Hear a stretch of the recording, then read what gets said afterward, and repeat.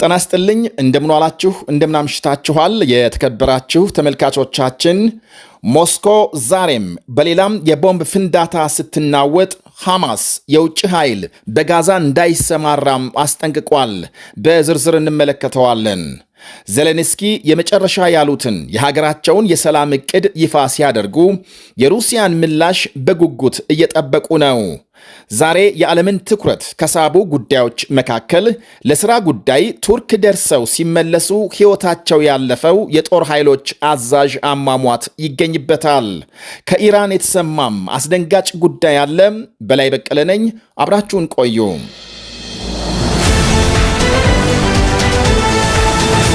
የሊቢያ ጦር ኃይሎች አዛዥ ቱርክ ውስጥ በአውሮፕላን አደጋ መሞታቸው ተነገረ።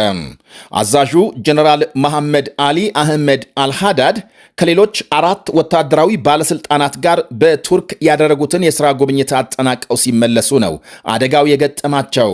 ጀነራሉን የያዘው ፋልኮን 50 የተባለ የግል አውሮፕላን ከአንካራ ከተነሳ ከ40 ደቂቃዎች በኋላ ግንኙነት መቋረጡና አደጋ ስለገጠመው ለማረፍ መገደዱን መልእክት አስተላልፎ ሲጠበቅ ስብርባሪው ተገኝቷል።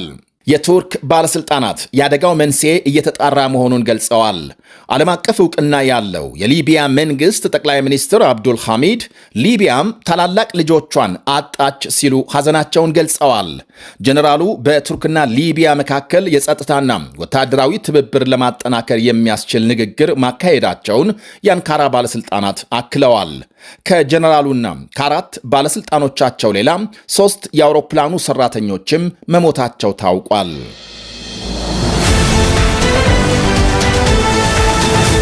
በፍልስጤም ጉዳይ የውጭ ኃይል ጣልቃ እንዳይገባም ሐማስ አስጠነቀቀ።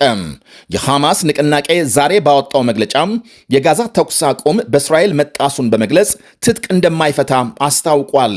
የሐማስ ከፍተኛ አመራር ኦሳማ ሐምዳን ዛሬ የመን ውስጥ በሰጡት ቃል የዓለም አቀፍ ኃይልን በጋዛ መሰማራት አጥብቀው አውግዘዋል። ሐማስን ትጥቅ ሊያስፈታ የሚችል ምንም አይነት ኃይል የለም ብለዋል ባለስልጣኑ። ምናልባትም በሚቀጥለው ዙር የጋዛ ንግግር ግልጽና ንቅናቄው የሚያስቀምጣቸውን ቅድመ ሁኔታዎች የሚያሟላ ስምምነት ከተደረሰ መሳሪያ የማስቀመጡ ጉዳይ የሚታይ እንደሚሆን ገልጸዋል። እስራኤል የተኩስ አቁም ስምምነቱን በግልጽ እየጣሰች ነው በማለት የከሰሱት ሐምዳን በጋዛም የምትፈጽመውን ጥቃት ከቀጠለች ተመልሰን ወደ ለየለት ግጭት መግባታችን አይቀርም ብለዋል። ባለፈው ጥቅምት በአሜሪካ አደራዳሪነት በተደረሰው የተኩስ አቁም ስምምነት በመጀመሪያው ዙር እስራኤል ወደ ጋዛ ምግብና እርዳታ እንዲገባም እንድትፈቅድ፣ ጥቃት እንድታቆም፣ በምትኩ ሐማስ ታጋቾችን በሙሉ እንዲለቅ ከመግባባት መደረሱ ይታወቃል። ሆኖም የጋዛ ባለስልጣናት ተኩስ አቁም ከተደረሰ በኋላም እስራኤል 875 ጊዜ ስምምነቱን እንደጣሰች ገልጸዋል። ከዚህ ውስጥ ከ300 ጊዜ በላይ ወደ ሰላማዊ ሰዎች ተኩስ የከፈተችበትና ወደ መኖሪያ አካባቢዎች ዘልቃ የገባችበት ይጠቀሳል። በአጠቃላይ ጦርነቱ ከተጀመረ ጊዜ አንስቶ 71,000 ሕዝብ ጋዛ ውስጥ መገደሉን የሐማስ ባለስልጣናት ይናገራሉ። ሩሲያም ለዩክሬን ተሰልፎ ጥቃት ፈጽሞብኛል ባለችው የኮሎምቢያ ዜጋ ላይ የ19 ዓመት እስር ስትበይን ሞስኮ ላይ ዛሬም የቦምብ ፍንዳታ መድረሱ ተሰምቷል። ፕሬዝዳንት ዜሌንስኪ ደግሞ አወዛጋቢ ወይም ቁልፍ በተባሉ የአሜሪካ የሰላም ዕቅድ ነጥቦች ላይ የሀገራቸውን የማሻሻያ ሐሳብ ይፋ አድርገዋል። ሩሲያም በምትቆጣጠረው የዩክሬን ዶኔስክ ግዛት ዛሬ የተሰየመ ችሎት ለዩክሬን ተሰልፎ ሞስኮን ሲወጋ ነበር ያለውን ኦስካር ማሩቺዮ የተባለ የኮሎምቢያ ዜጋ በ19 ዓመት እስራት እንዲቀጣ መወሰኑ ታውቋል።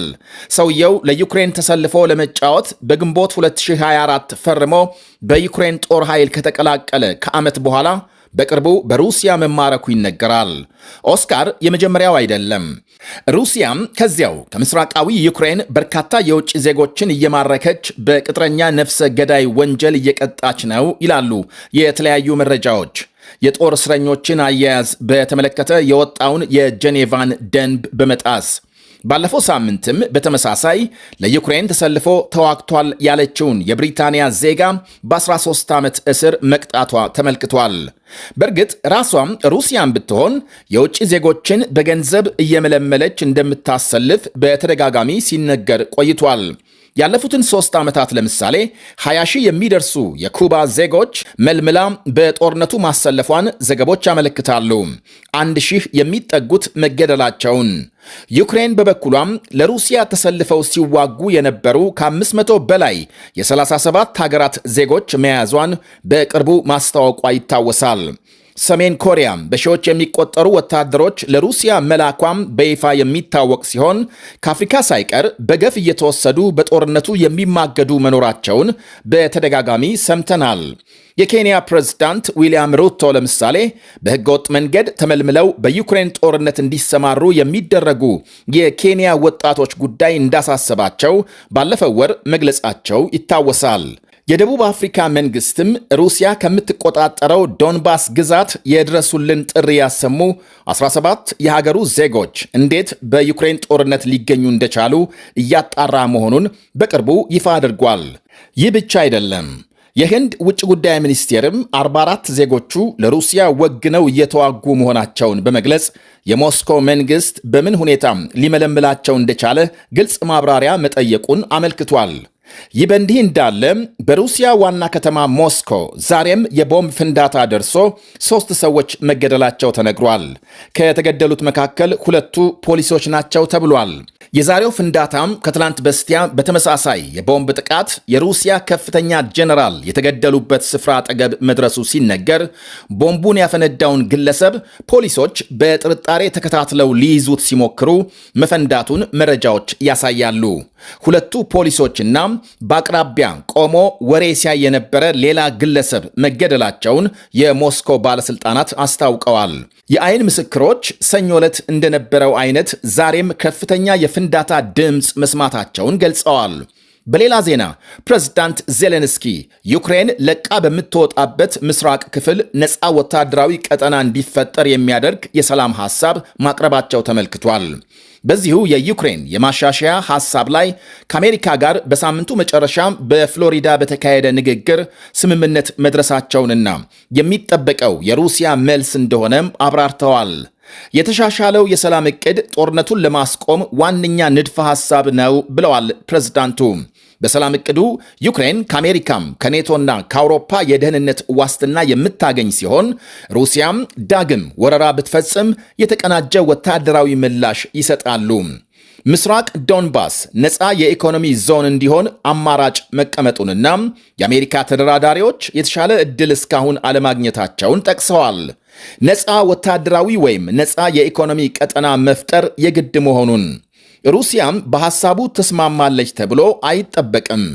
ለዩክሬን ጠንካራ የደህንነት ዋስትና ማቅረብ አስፈላጊ መሆኑ ሲታመንበት ወታደራዊ አቅሟንም ወደ 800 ሺህ ሰራዊት በማሳደግ እንድትጠናከር ሐሳብ ቀርቧል። ዩክሬን የአውሮፓ ሕብረት አባል እንድትሆን ሲፈቀድላት አጠቃላይ ምርጫም የስምምነቱን መፈረም ተከትሎ እንድታካሂድ ይጠይቃል። የዜሌንስኪ የስልጣን ዘመን ባለፈው የፈረንጆች ዓመት ያበቃ ቢሆንም በጦርነቱና በአስቸኳይ ጊዜ አዋጅ ሳቢያም ምርጫም ለሌላ ጊዜ መተላለፉ ይታወቃል። ኢራን መሐንዲስና የሴቶች መብት ተሟጋች የሆነችውን ዛህራ ታራቢንን በሞት መቅጣቷ ተነገረ። የመንግስታቱ ድርጅት የ67 ዓመቷም የመብት ተሟጋች በሞት እንዳትቀጣ ኢራንን መጠየቁ ይታወሳል። ዛህራም ሚያዝያ ላይ ነበር የታሰረችው። በኢራን መንግስት እገዳ ከተጣለበት ድርጅት ጋር አብራለች በሚል ነው የተከሰሰችው። ቤተሰቦቿም ፍርድ የተላለፈባት እጅግ ውስን በሆነና ተአማኒነት በጎደለው ማስረጃ ነው ብለዋል። በማስረጃነት ከቀረቡ መካከል ሴቶች እምቢተኛነት፣ ነፃነት የሚል ጽሑፍ ያለበት የልብስ ቅዳጅና ያልተላከ የድምፅ መልእክት ይጠቀሳሉ። የኢራን ባለሥልጣናት እስካሁን ስለ ፍርድ ሂደቱ አስተያየት አልሰጡም።